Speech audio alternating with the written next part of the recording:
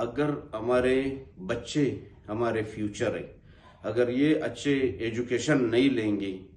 یہ اچھے سے پڑھیں گے نہیں، تو میں کہتا ہوں ہمارا معاشرہ جاہل اور ان پڑھ میں آ جائیں گے۔ صوبہ کا ہیلتھ کے ساتھ ساتھ اگر ڈیلیوری کا کیس دیہاتوں کا دیکھا جائے تو زچہ بچہ کا کوئی ہاسپٹل نہیں ہے، اگر ہے بھی تو اس میں کوئی ساز و سامان نہیں ہے۔ منگچر میں ایک 30 بیڈ کا ہاسپٹل ہے ڈسٹرکٹ کلات میں، وہاں پہ ایک ڈسپرین کا ٹیبلٹ بھی آپ کو فری میں نہیں ملے گا،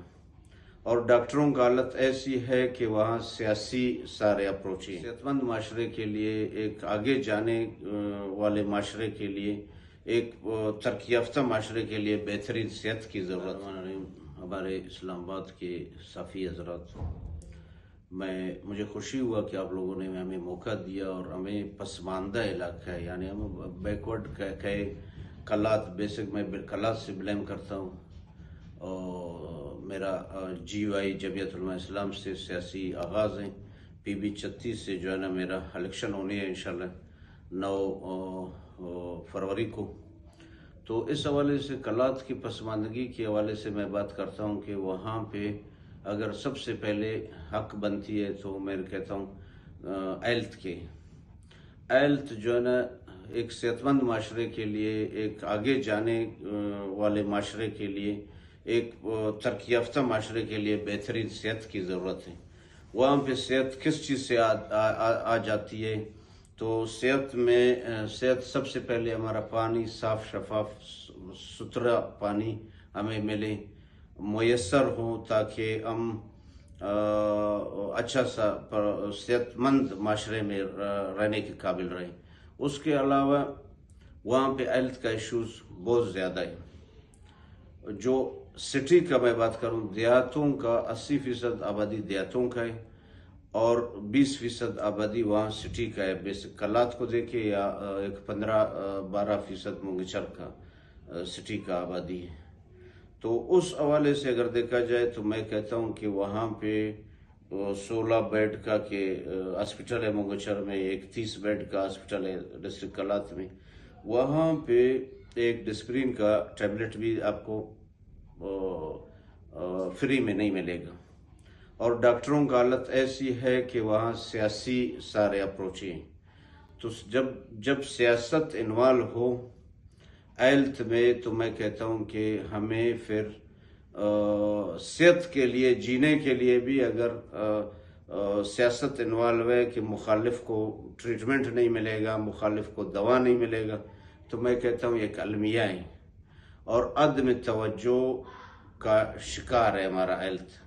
اور صوبہ کا ہیلتھ کے ساتھ ساتھ اگر ڈیلیوری کا کیس دیہاتوں کا دیکھا جائے تو زچہ بچہ کا کوئی ہاسپٹل نہیں ہے،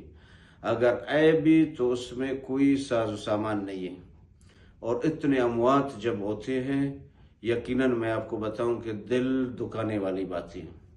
اور ایجوکیشن کے حوالے سے اگر دیکھا جائے تو ہمارے کلات، میں اپنا ڈسٹرکٹ کا بات کر رہا ہوں، اوورآل بلوچستان کا یہی حال ہے۔ ایجوکیشن تو میں کہتا ہوں لوگوں کے پاس کھانے کا پیسہ نہیں ہے، دیہات کا حالات ایسا برا ہے، بالخصوص میں ڈسٹرکٹ کلات اور منگچر کا بات کرتا ہوں، تو وہاں پہ لوگوں کو اسکولز کا نام ہے لیکن نہ ٹیچر دستیاب ہے دیہاتوں میں۔ سٹی کا ایریا میں آپ اگر صحیح طریقہ جائزہ لے، کوئی ٹیم بھجوا دے، میڈیا آ جائے، اگر آپ ادھر دکھائے تو انسان کا دل جلتا ہے۔ اگر ہمارے بچے ہمارے فیوچر ہے، اگر یہ اچھے ایجوکیشن نہیں لیں گے،